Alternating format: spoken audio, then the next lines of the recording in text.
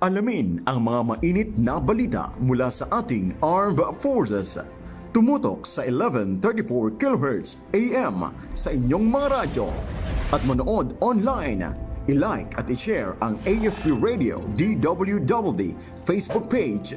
Ito ang DWWD Armed Forces Radio, ang boses ng Kawal Pilipino.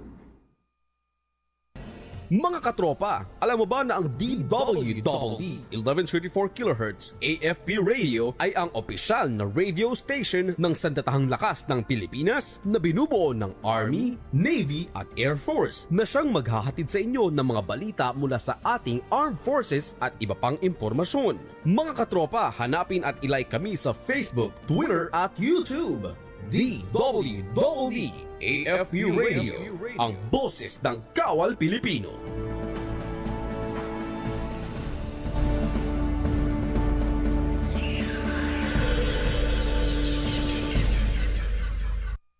Kayo ay nakatutok sa DWWD AFP Radio.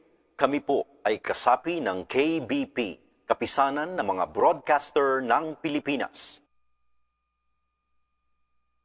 Mabuhay and good day, everyone. This is CMO2 Christine Lim of the Philippine Navy Reserve, and I'm inviting you to support the conduct of a month-long celebration of the 44th National Reservist Week of the Armed Forces of the Philippines with the theme AFP Reserve Force Moving Towards a Resilient Force Posture. The significant event will commence from September 1 to 29, 2023, and will include photo and video making contests, outreach programs, and the exciting NRW Fun Run. So, see you there. Ito ang DWWD 1134 kHz AM. Balita, impormasyon at musika. Ito ang DWWD AFP Radio, boses ng Kawal Pilipino.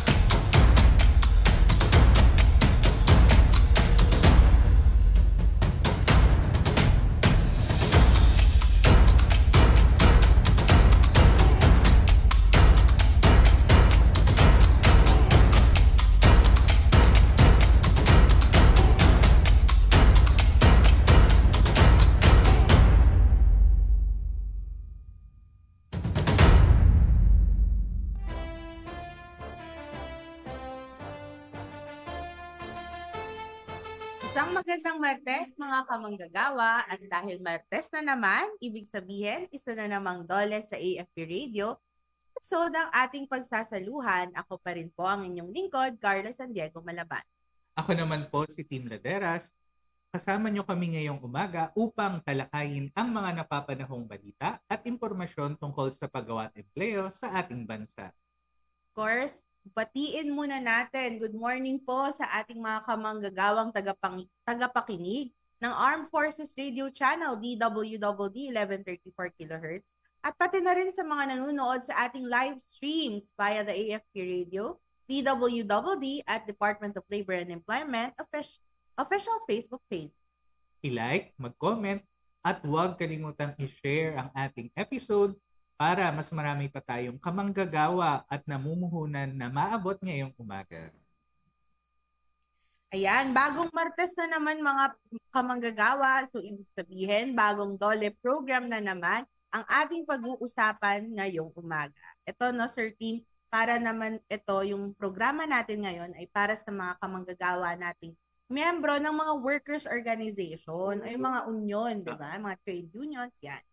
At dahil isa nga doon sa mga itinataguyod ng DOLE, yung karapatan ng ating mga kamanggagawa, no, na mag-organisa o yung right to organize at yung freedom of association. At sa pamamagitan kasi nitong mga organisasyon na to, nagkakaroon ng boses yung ating mga kamagagawa sa kanilang mga companies. May representation. Oo, di ba? So yun ang isa sa mga paraan natin para makamit yung isa dun sa tatlong mandato natin dito sa DOLE, yung mapanatili yung industrial. Diba? At kaugnay nga nung layunin na yan, Ma'am Carla, ang DOLE ay mayroong programa na nakatuon sa pagpapalakas at pati na rin sa pagsuporta doon sa mga tinatawag nating mga organisasyon na mga manggagawa. At ito nga yung tinatawag nating WOODP o ang Workers Organization and Development Program. Tama ka dyan, Sir Tim. Nakapaloob dyan sa programa na yan yung mga training, mga seminars, ganyan, livelihood assistance, meron ding mga scholarships para doon sa mga beneficiaries o doon sa mga pamilya ng ating dependents. The right term. At iba pang mga serbisyo para yan sa mga kamanggagawa nating kabilang dito sa mga organized worker groups na yan. Pero, meron tayong patrivia, no? Alam mo ba, Ma'am Carla, na ang WOODP ay mas pinalawak na at ngayon nga ay tinatawag ng WOODP Plus. Aba? No? Wow! Plus, ibig sabihin, may dinagdag at mas pinalakas. At yan ang ating pag-uusapan maya-maya lamang kasama si DOLE Mimaropa Mediator Arbiter Marie C. Quinones sa ating DOLE in Focus segment. Bago yan, good news muna tayo. Good news mula sa rehiyon ng Cagayan. Mga peso manager nagdaos ng kauna-unahang Peso Olympics sa Ilagan City. Nasa 100 delegado ng mga Public Employment Service Office Managers ng Cagayan Valley Region at mga kawani ang dumalo sa idinaos na Mid-Year Performance Assessment o MYPA sa lungsod ng Ilagan, Isabela. Layon ng MYPA na masubaybayan ang pagganap ng iba't ibang peso sa pagsusulong ng paghahanap at pagpapalakas ng trabaho sa kani-kanilang mga lalawigan at rehiyon. Binigyang diin ni DOLE Region 2 Director Jesus Elpidio Atal Jr.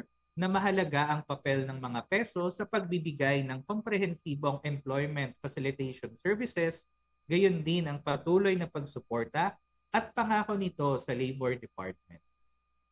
Pinasalamatan at pinuri ni RD Atal ang lahat ng peso managers ng Cagayan Valley sa kanilang mga kontribusyon sa pagtaas ng oportunidad sa trabaho at pangkabuhayan para sa mga taga-Region 2. Kailangan lang umano nilang patuloy na maghanap ng mga estratehiya upang mapabuti ang paghahatid ng mga programa at serbisyo ng DOLE sa buong rehiyon.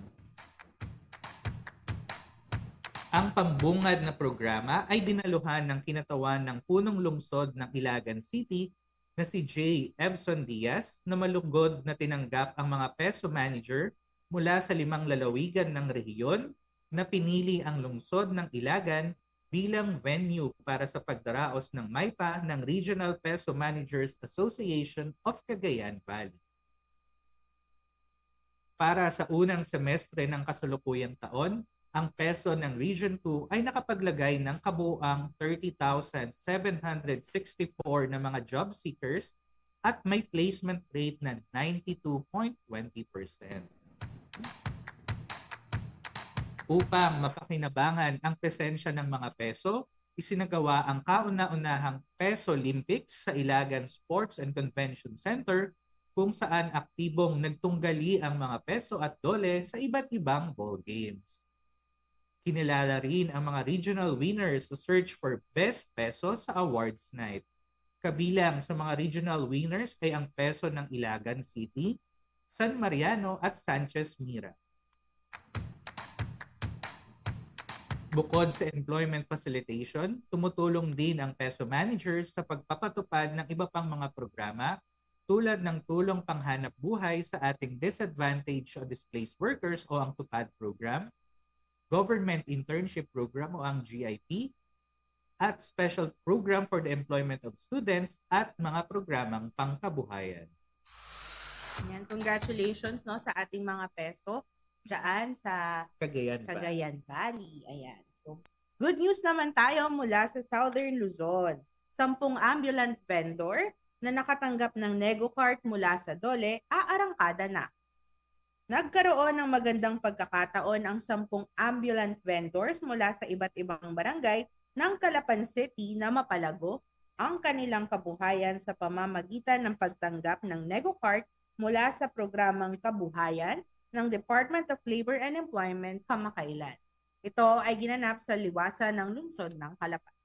Ang mga nabanggit na NegoCard na may iba't ibang uri tulad ng vegetable vending, rolling sari-sari store, fish vending, RTW business at street food business ay nagkakahalaga ng 30,000 piso bawat isa. Ang mahalagang pagkakataong ito ay pinasinayaan ng DOLE Oriental Mindoro Provincial Office sa pamumuno ni Livelihood Focal Rameses R. Torres. Sa kanyang mensahe, binati ni Torres na ang mga benepisyaryong tumanggap ng mga kariton. Hangad umano niya na mapabuti at mapaunlad nila ang mga natanggap na pangkabuhayan na libreng ipinagkaloob sa kanila. Sa simpleng seremonya ng pagpapamahagi, ipinahayag naman ng mga benepisyaryo ang kanilang pasasalamat sa DOLE at sa lokal na pamahalaan ng lungsod ng Calapan dahil sa suporta at oportunidad na ibinigay sa kanila. Ayon sa isang benepisyaryo na si Amparo Soriano, malaking tulong ang pangkabuhayan na natanggap nila mula sa DOLE at ito ay kanila umanong tatangkilikin at papalaguin para sa kanilang pamilya. Bukod dito, nagkaloob din ng lokal na pamahalaan ng Calapan ng karagdagang tulong pangkabuhayan na lalamanin ng mga NegoCard tulad ng mga sariwang produkto, tulad ng isda at karne na makakatulong sa pagpapalago ng negosyo ng mga benepisyaryo. Ang NegoCard ay isa sa mga prioridad na proyekto ng DOLE para sa mga ambulant vendors na naglalayong magbigay ng pangmatagalang kabuhayan sa mga manggagawa sa impormal na sektor, upang tulungan din silang umangat sa kanilang pamumuhay. Layunin din ng naturang programa na mapabuti ang kalidad ng kanilang mga produkto o serbisyo. Tulong sa kanilang. Mula sa rehiyon ng Mimaropa, tumungo naman tayo sa rehiyon ng Davao. GIP Cares Project ng DOLE Davao nagdala ng bayanihan spirit para sa Brigada Eskwela. Pasukan na nga pala. No? Oo, saktong-sakto itong kanilang proyekto. Yeah.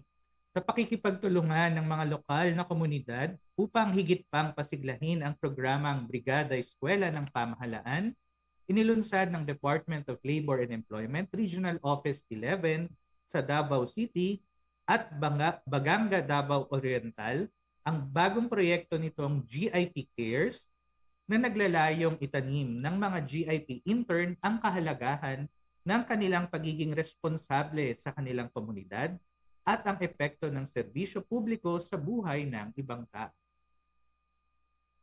Sa ilalim ng Government Internship Program ng DOLE, ang programang GIP Cares ay inilunsad upang ihanda ang mga intern ng pamahalaan upang gampanan ang mahalagang papel sa pagpapatupad ng iba't ibang inisyatibo na aktibong nag-aambag sa kapakanan ng lipunan tulad ng programang Brigada Eskwela na naglalayong mapabuti at mapanatili ang pisikal na kalagayan ng mga pampublikong paaralan bilang paghahanda sa pagbubukas ng klase.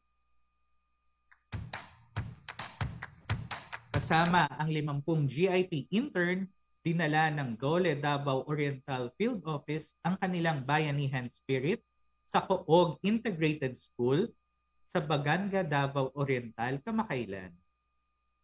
Habang pinangunahan naman ng DOLE Davao City Field Office ang pagsasagawa ng Brigada Eskwela sa Kapitan Tomas Monteverde Senior Central Elementary School sa Davao City kasama ang 23 GIP interns nito.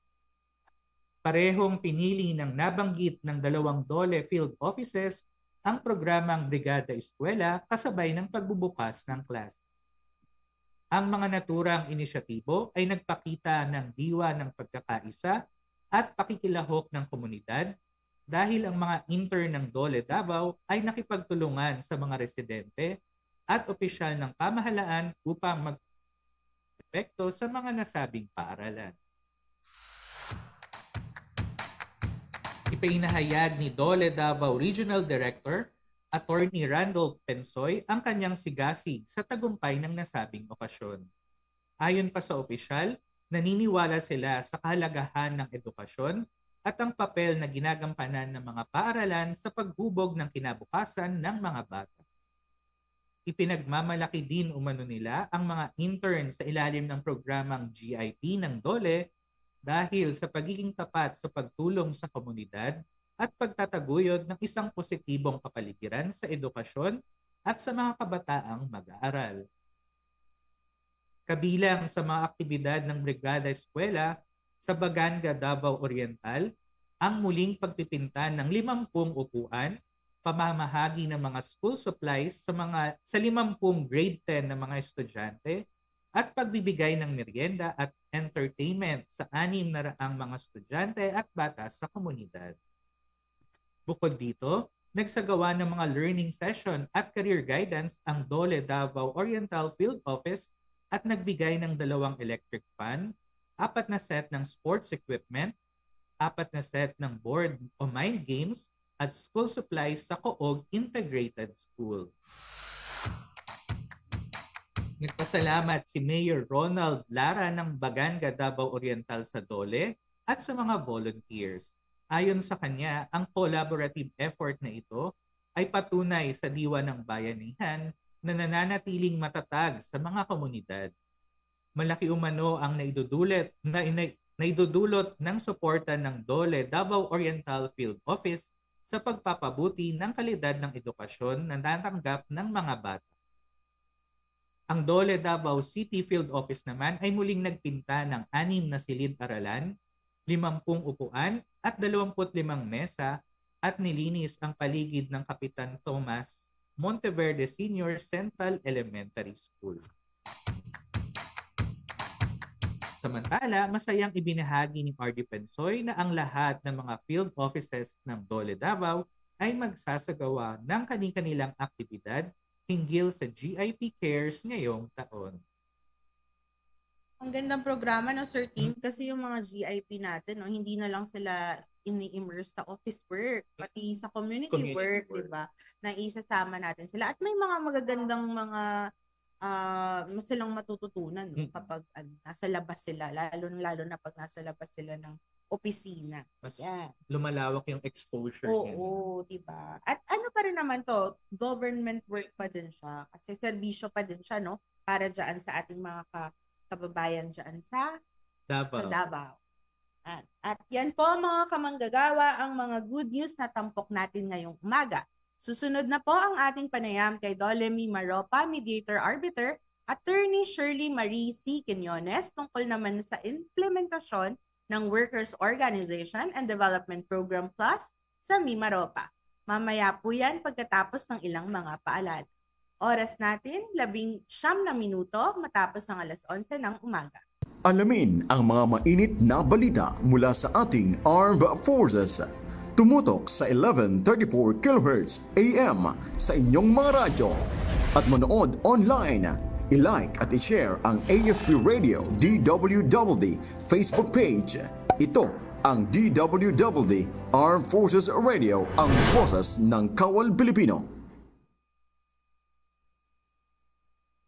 Mabuhay and good day, everyone. This is CMO2 Christine Lim of the Philippine Navy Reserve, and I'm inviting you to support the conduct of a month-long celebration of the 44th National Reservist Week of the Armed Forces of the Philippines with the theme AFP Reserve Force Moving Towards a Resilient Force Posture. The significant event will commence from September 1 to 29, 2023, and will include photo and video making contests, outreach programs, and the exciting NRW Fun Run. So, see you there.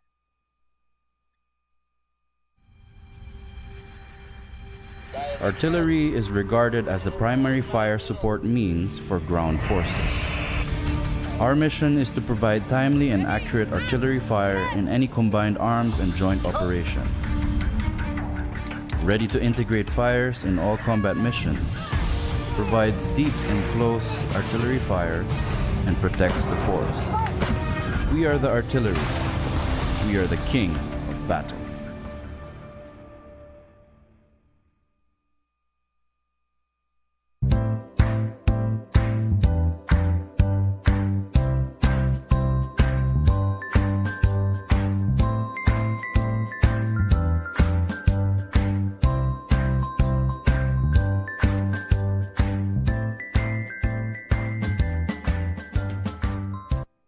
Kumusta po kayo? Narito po ako muli, si Dalia, ang friendly virtual assistant ni Dolly Mimaropa. Narinig niyo na po ba ang programang pangkabuhayan ng aming departamento? Hayaan niyo po akong tulungan kayong alamin ang tungkol sa programang ito. Isa sa mga layunin ng DOLE ay mabawasan ang kahirapan sa bansa sa pamamagitan ng pagbibigay ng gamit pangkabuhayan sa mga nangangailangan. Sino-sino nga ba ang maaaring mag-avail ng livelihood program na ito ng DOLE? At paano? Kwalipikado rin ang mga indigenous people, mga magulang ng mga child laborers na na-profile ng DOLE kahit na sila ay miyembro ng 4Ps. TESDA graduates, mga micro-establishments na sumailalim sa mga productivity trainings ng National or Regional Tripartite Wages and Productivity Board, mga labor organizations and workers associations sa ilalim ng Bureau of Labor Relations Workers Organization Development Program or WOODP+, at mga micro-establishments na sumailalim sa Technical and Advisory Visits or TAV ng DOLE. Maliban sa mga miyembro ng Pantawid Pamilyang Pilipino Program o 4Ps at mga empleyado ng gobyerno, ang lahat ng mga disadvantaged workers na may edad 18 pataas ay kwalipikadong benepisyaryo ng DOLE Integrated Livelihood Program. Ang mga rehistradong samahan ng mga manggagawa na may 15 to 25 members ay maaaring mapagkalooban ng hanggang 500,000 pesos. Sa may 26 to 50 members naman ay hanggang 1 million pesos. At kung nasa mahigit 50 members naman, ay maaaring hanggang 1.5 million pesos na halaga ng pangkabuhayan ang ipagkaloob depende sa isusumiting livelihood project proposal. Sa ilalim naman ng individual projects, ang benepisyaryo ay maaaring mag-avail ng livelihood kit o nego cart mula 10,000 pesos hanggang 30,000 pesos. Sa mga kwalipikado at nais maging benepisyaryo ng DOLE Integrated Livelihood Program, maaari po kayong magsumite ng application letter at kopya ng project or business proposal sa pinakamalapit na DOLE Provincial Office. Para sa mga karagdagang impormasyon o mga katanungan, maaari kayong tumawag sa mga numerong ito o magpadala ng mensahe sa aming email address. Ikinalulugod po ng Dolly Mimaropa ang kayo'y paglingkuran. Ito ang DWDD 1134 kHz AM. Balita, impormasyon at musika. Ito ang DWDD AFP Radio. Boses ng Kawal Pilipino.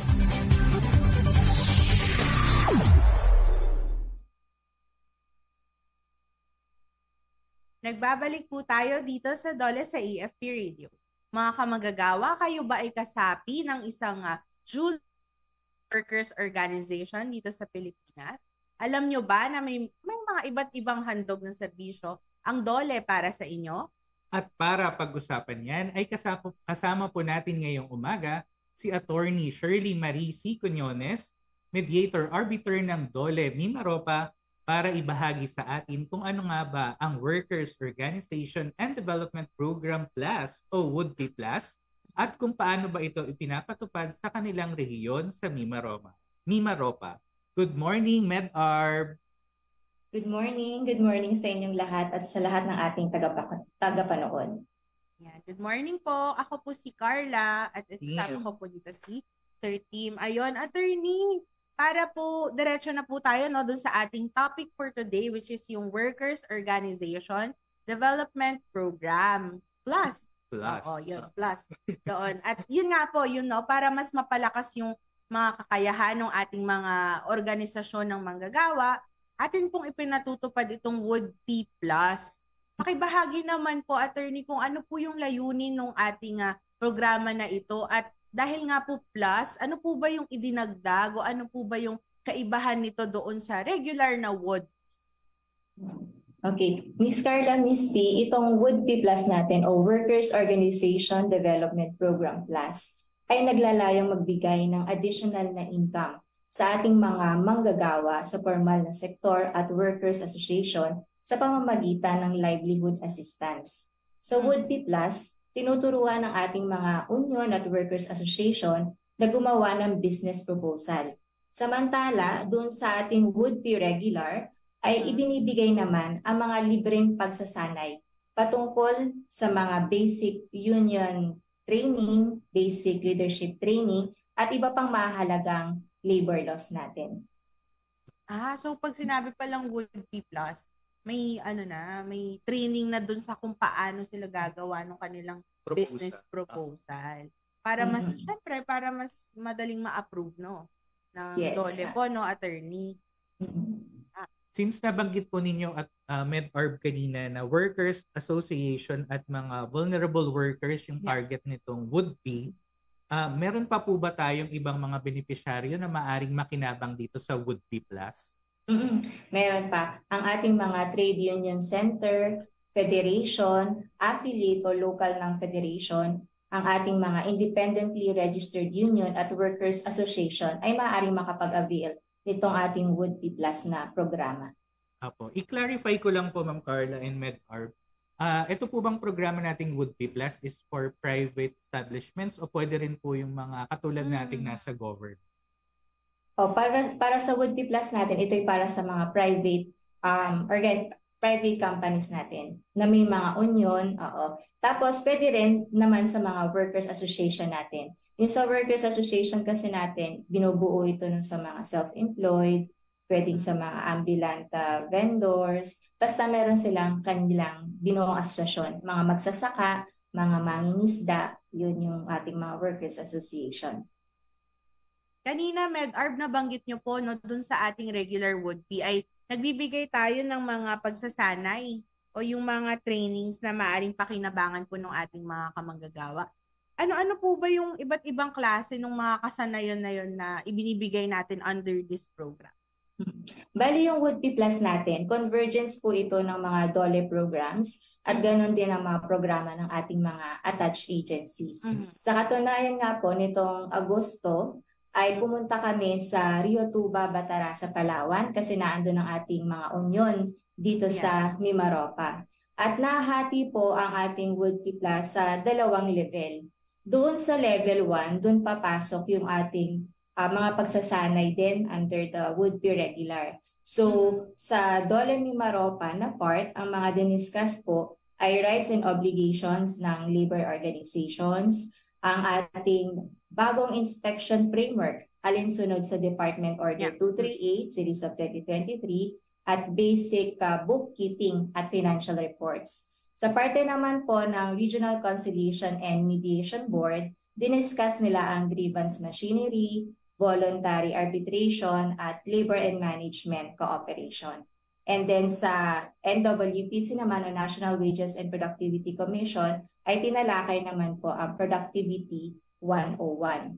So matapos ang level 1 ay tinanong po ang ating mga union participants kung interesado ba silang sumailalim sa training na kung saan tuturuan nga po silang gumawa nitong business proposal para doon sa kanilang livelihood o business na i-undertake. So level 2A would be the business proposal making, and the level 2B is the DOLE Integrated Livelihood Program Implementation Phase.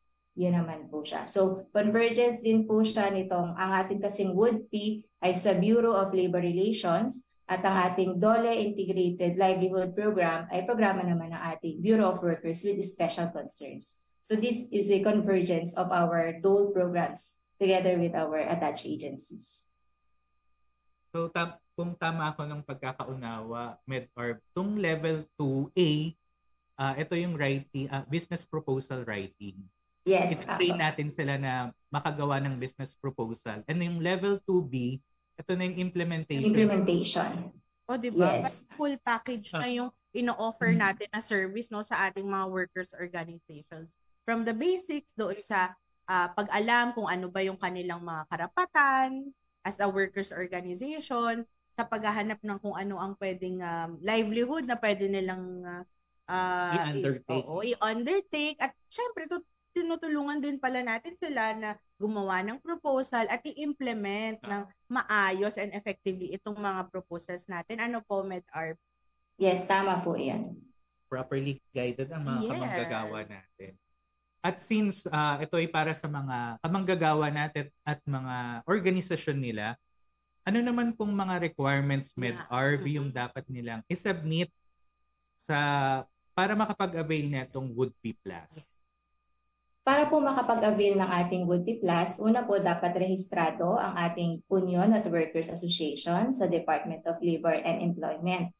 Tapos po, magsasubmit po sila ng complete reportorial requirements. Ano yung mga reportorial requirements natin? Ito po yung latest financial reports natin nila ng Unions at Workers Association. Pangalawa ay updated list ng members nila at gayon din ang updated list ng kanilang officers at amended constitution and bylaws kung meron man. Okay. So yung dapat yung organized group ay kung organized group sila, meron sila noong mga dokumento na ito. Saka yung highlight nun, Ma'am Carla, kailangan registered sila sa DOLE. Yes. Una-muna dapat registered sila sa DOLE. Ayan. Isa po dun sa mga nabanggit nyo, Med-Arb, yung pong livelihood assistance. Ipaliwanag naman po natin ito ng mas mabuti, no? Yung panuntunan po sa pag-a-avail nitong assistance na ito. Tsaka, saan po bang programa manggagaling yung pondo na gagamitin para doon sa ibibigay natin sa ating mga organizations? Pag pumasok na po sa level 2B o yung DILP implementation phase, alinsunod na po ito dun sa DILP guidelines natin na kung saan meron tayong pre-implementation phase, implementation, at saka post-implementation. So dun sa pre-implementation, andun yung screening and profiling ng ating mga beneficiaries. Tapos dun sa ating implementation naman ay yung pagbibigay na po ng ating working capital through the raw materials, tools, and equipment.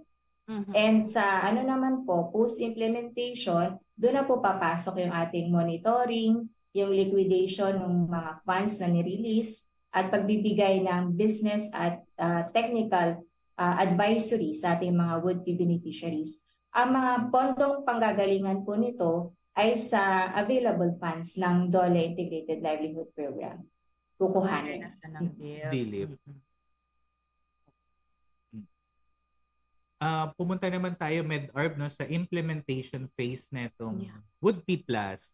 Sa inyo pong datos, gaano na ba karaming mga kamanggagawa natin at kanilang asosasyon yung nabigyan na po o nakapag-avail na ng Would-Be Plus dyan sa inyong rehiyon? Sa datos po ng DOLE Mimaropa ay meron ng 3 unyon na ito nga po yung nasa Rio Tuba, Batarasa, Palawan na may kabuuang manggagawa na 875. So 895 po yun. Would-Be Plus beneficiaries. At ang kanila pong mga ipapasang business proposal ay tungkol sa enhancement ng rice trading. Yung pangalawang unyon naman po ay pagsisimula ng tailoring shop. At yung pangatlo po ay sa car wash shop. Pero ito po ay magiging subject to evaluation pa naman po ito sa DILIP. And ngayong Thursday ay pupunta naman po ang ating mga kasamahan sa Marinduque para i-conduct naman ang level 2A, which is the business proposal making sa Marinduque para sa ating mapalad na Workers Association. So sa ngayon, Med-Arb, meron na tayong 3 union na nakapag-avail na itong Would-Be Plus and benefiting 895 na beneficiaries. Yes. Sa Marinduque ba, Med-Arb, meron na din tayong numero or pina-finalize pa natin? Pina-finalize pa po. Pero doon sa nag-level 1 kasi sila ay may at least 25 po tayo na participants na minimum requirement. Na meron. Ayan. Ayun, sa monitoring naman po, MedArb, nung ating mga livelihood assistance, no, na binibigay sa ating mga workers organization, paano po nasisigura ng regional office na nasusunod ng ating mga beneficiary yung mga panuntunan hinggil dito sa pag-avail, no, ng kanilang na serbisyo o mga programa sa ilalim ng WOOD-P+. Kapag nakapag-avail na po sila hanggang sa implementation phase, yun nga po, may monitoring po yan from our DLIP focal person and also the WOOD-P focal para dun sa liquidation nga po ng cash na nirelease at pagbibigay pa ng karagdagang serbisyo sa kanila na kakailanganin on business advisory and technical services. Since ito pong WOOD-P Plus is we assume na bagong programa natin, extended program, mas pinalawak. Meron po ba mga challenges na kinakaharap ngayon ang regional office sa pagpapatupad nitong WOOD-P Plus at paano po ito ina-address ng DOLE Mimaropa, MedArb?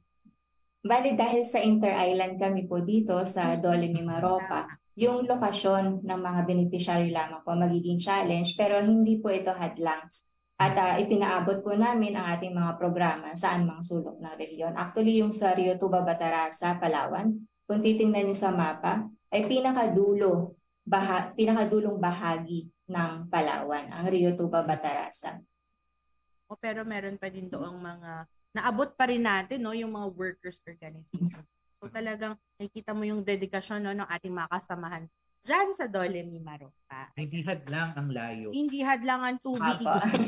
Ganon.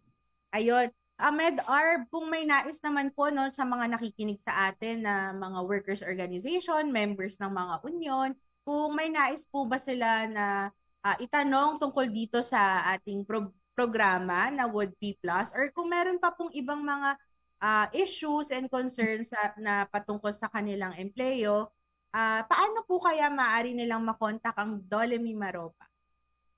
Para po sa mga tanong at iba pang concerns, maaari pong tumawag sa landline ng DOLE Mimaropa 043-288-6078. Again, that's 043-288-6078. O mag-email po sa ating ro4b@dole.gov.ph. And yung atin naman pong mga updated contact details ng mga provincial offices po natin ay katulad yung pinakita kanina, yung ating audiovisual presentation na andun din po sa ating official Facebook page at sa ating official na website. MedArb, at this point, ibinibigay na po namin sa inyo ang pagkakataon na magbigay ng mensahe para sa ating mga kamanggagawa, namumuhunan at partner institutions dyan sa Mimaropa. Go ahead, MedArb.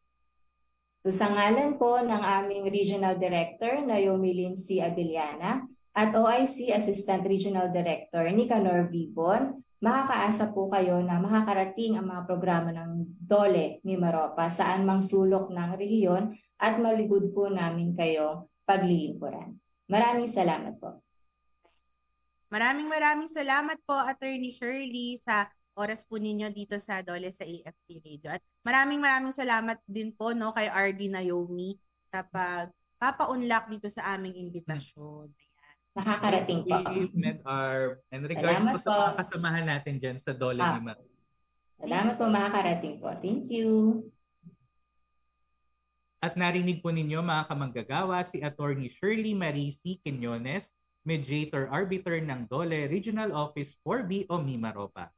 Maaari nyo pong bisitahin ang kanilang official website sa www.mimaropa.dole.gov.ph para sa iba pang detalye ng mga programa at serbisyo ng DOLE sa Mimaropa Region. I-like nyo na rin, no, mga kamanggagawa, ang kanilang Facebook page. Ayan, makikita nyo din dyan yung mga different programs na ino-offer ng ating regional office, pati ang kanilang mga contact details. Ayan, i-type nyo lang, no, sa inyong mga search bar, DOL, Department of Labor and Employment, Mimaropa. At para naman, no, sa iba pang mga labor-related, kung may laman, reklamo, ayan, may reklamo pa ba, Sir Julie? Bukas din, 24/7 ang DOLE Hotline 1349. I-dial nyo lang yan sa inyong mga telepono. At tumawag rin kayo sa ating DOLE mobile hotline number 0931-066-2573. Lunes hanggang Biyernes yan, alas 8 ng umaga hanggang alas 5 ng hapon. Maaari din kayong mag-send ng email sa hotline 1349@dole.gov.ph o kaya ay mag-direct message sa aming Facebook page para sa inyong mga labor and employment concerns. O yun sa mga nagme-message sa ating comment section, diretso nyo na yan sa ating DM, mag-private message na kayo o di kaya tumawag sa 1349 kasi libre lang naman. At syempre, hahanapin nyo lamang ang official at verified Facebook page ng Department of Labor and Employment. Yan. At i-like nyo na rin mga kamanggagawa yung ating Facebook page habang nandyan kayo. At syempre, mag-subscribe dun sa ating mga iba pang social media pages. Meron tayong YouTube, may TikTok, Instagram, at meron din tayong Twitter. So abangan nyo yung ating mga content dyan, i-like nyo na rin. At syempre, kung yan ay isa sa pamamaraan namin para mas maihatid sa inyo yung mga updated na balita at programa na hatid ng DOLE para sa inyo. At isa na naman pong episode ng ating napagsamahan, mga kamanggagawa. Sa susunod na Martes, isa na namang programa ng DOLE ang ating tatalakayin dito pa rin sa Armed Forces Radio, DWWD 1134 kHz at DOLE Official Facebook. Sa ngalan ng aming mga kasamahan sa DOLE Information and Publication Service at sa tulong ng ating mga katropa sa Armed Forces of the Philippines Radio, ako pong muli si Team Laderas. Ako naman po, Carla San Diego Malabanan. Tutok po kayo ulit sa susunod na Martes para sa iba pang mga programa at serbisyong hatid ng DOLE para sa bawat manggagawang Pilipino. Dito lamang yan sa DOLE sa AFP Radio. Oras po natin, 43 minuto makalipas ang alas 11 ng umaga.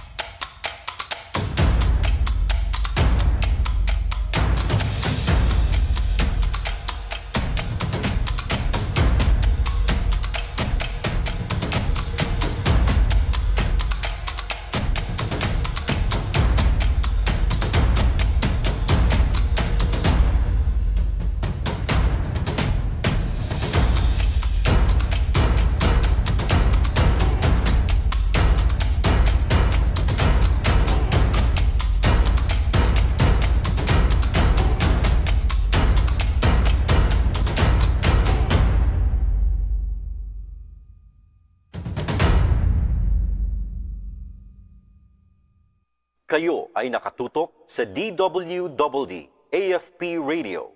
Kami po ay kasapi ng KBP, Kapisanan ng mga Broadcaster ng Pilipinas.